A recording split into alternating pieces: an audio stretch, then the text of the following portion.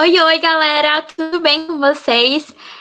Estamos aqui já na nossa quinta aula de redação. Espero mesmo que vocês estejam gostando, que estejam absorvendo o conteúdo, que é a ideia principal, claro.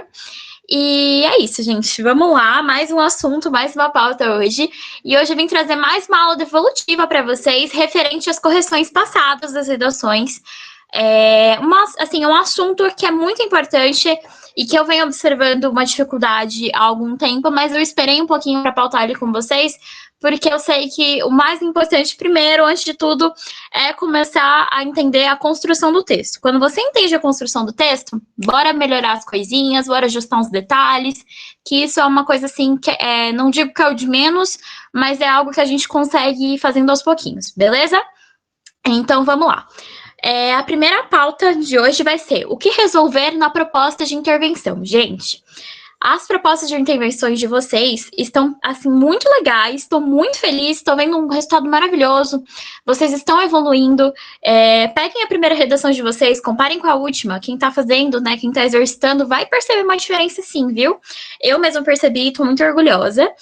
E, além disso, eu também vou pautar com vocês o uso de conectores, conectivos, chame como quiser, na redação. Os conectivos são muito importantes para causar a concordância no nosso texto, para trazer a sensação de ligação entre as coisas. Nosso texto, lembra que eu falei logo no início da primeira aula? Nosso texto precisa estar ligado, as informações precisam se falar uma com a outra, estarem conectadas.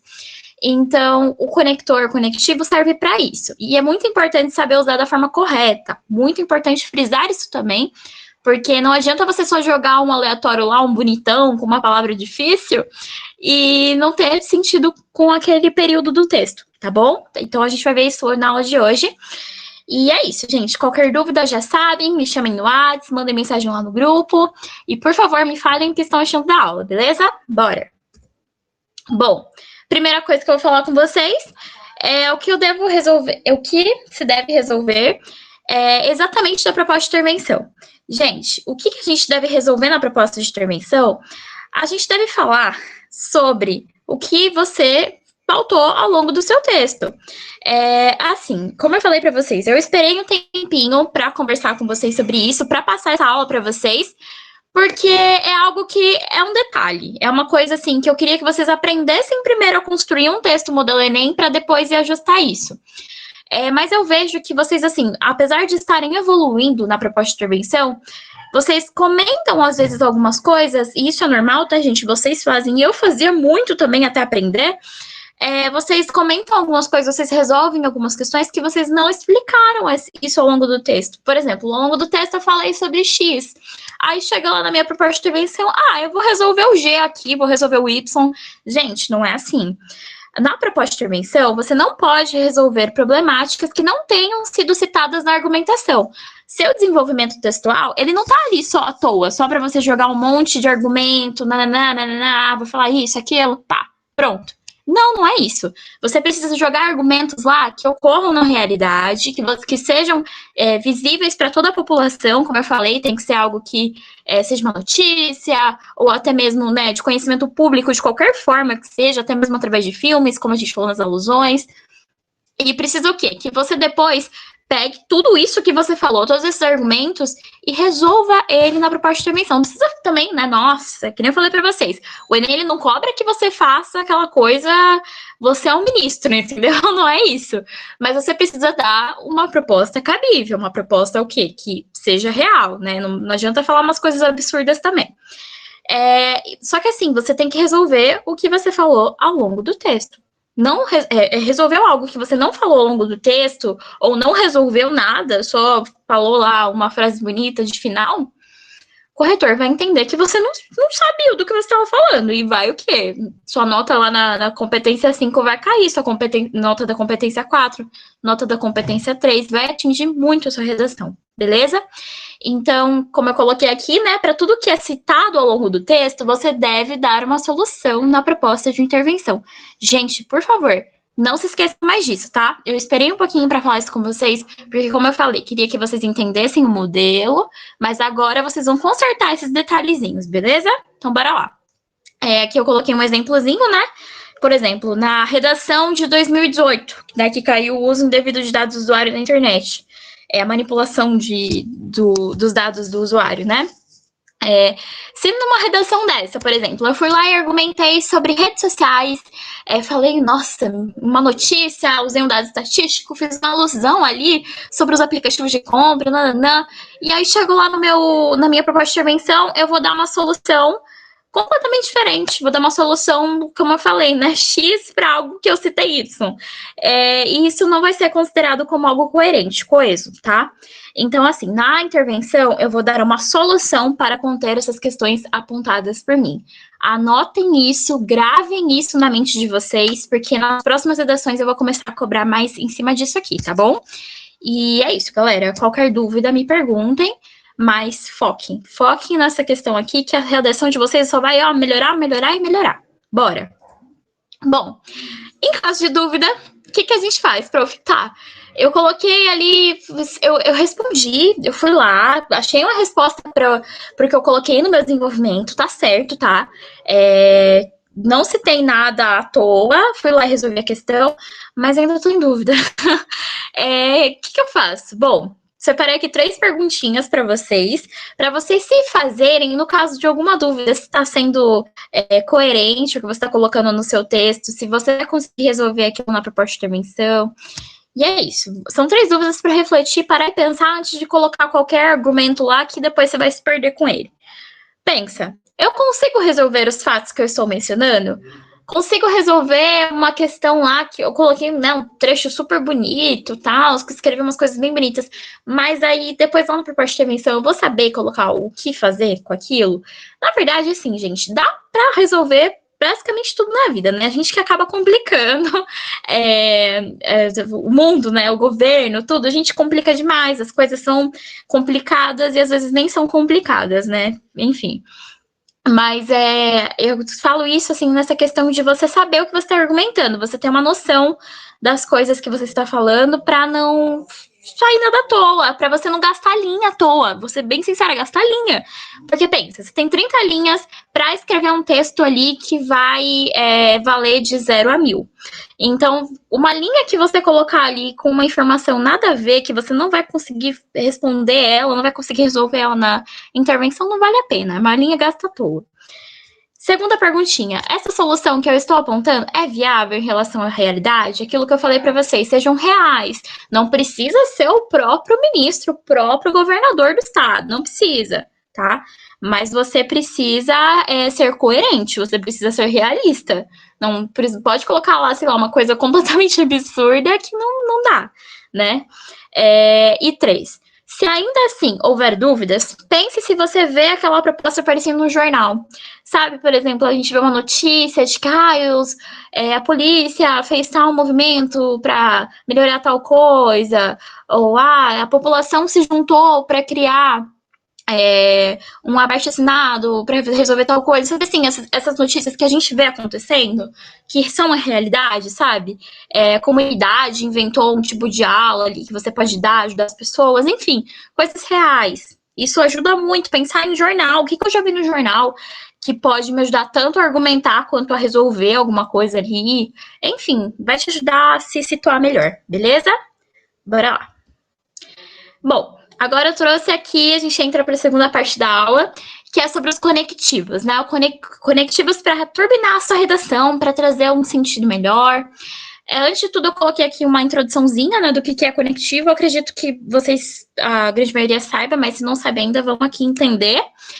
Os conectivos linguísticos, eles são ferramentas essenciais para quem quer dominar uma boa escrita. Eles são responsáveis por dar fluidez ao texto. O que é fluidez? É o seu texto correr de maneira clara. Não aparecer nada ali, por exemplo, você colocar uma frase aqui e de repente colocar outra do nada, sem dar um sentido. O conectivo serve para isso, para ligar as coisas, dar aquela fluidez, assim, ó, vai dançando ao longo da sua redação e vai ficar bem bonito, deixando o mais alinhado e interligando as ideias entre um período e outro. Então, eu falei aqui a minha introdução, iniciei com um conectivo para falar sobre o meu desenvolvimento, Falei sobre o meu desenvolvimento, um conectivo para falar sobre minha proposta de intervenção, um conectivo para falar sobre minha conclusão. É para isso que servem os conectivos, para interligar o seu texto, dar sentido para ele. Sem o conectivo, até dá para escrever um texto coerente também sem conectivo, mas ele facilita, gente. O conectivo facilita muito a nossa vida, por isso que eu incentivo vocês a usarem. Porque a partir do momento que você consegue usar o conectivo e entende aonde aplicar cada um, seu texto, melhora e muito, tá? E aqui, coloquei um adendozinho muito importante de citar, que a ausência de conectivo ou de seleção inadequada, né, ou seja, escolher o conectivo que não seja o correto, ela pode resultar em problemas graves de coesão, tá? De coesão. Trazendo, assim, tipo, confusão no seu texto, tipo, você colocou lá na sua introdução um conectivo de finalidade, um conectivo de comparação, sendo que você não está comparando nada. Peraí, né? O que tá acontecendo aqui? Não adianta também só colocar ali, que nem eu falei, aquela palavra bonita, entretanto, ademais, nananã, indubitavelmente, esses conectivos bonitos, são bonitos, né, de a gente ler isso no texto da pessoa. Mas se a pessoa não colocou ali, sabendo se faz sentido ou não, perde completamente a rota da redação e fica sem sentido, beleza? Então, bora lá. Vou mostrar aqui para vocês, a partir de agora, algumas dicas de como que você pode usar esses conectivos, aonde usar cada um deles, beleza? Ó, anota aí, galera. Vamos lá anotando essas dicas que são muito importantes. Vamos lá, conectivos que expressam a ideia de soma, né? Alguma coisa a mais. Estou falando sobre um assunto, quero entrar com outro. Aí você pode colocar o Enem, né? Também, não só, mas também, assim como também, ademais, outro sim, além disso, etc. Conectivos que expressam a ideia de conclusão. Logo, portanto, eu adoro. Então, assim, enfim, por isso, por conseguinte, de modo que, conectivos que expressam a ideia de contraposição. Estou falando de uma coisa, agora eu vou falar sobre algo que bate de frente com aquilo que eu acabei de falar, que está se opondo. Mas, porém, todavia, contudo, entretanto, no entanto, senão, embora, ainda que, mesmo que, enfim. Conectivos que expressam uma ideia de alternância, ou, ora, já, nem, não, nem, tô me perdendo aqui já. Quer, seja, talvez, enfim, existem vários.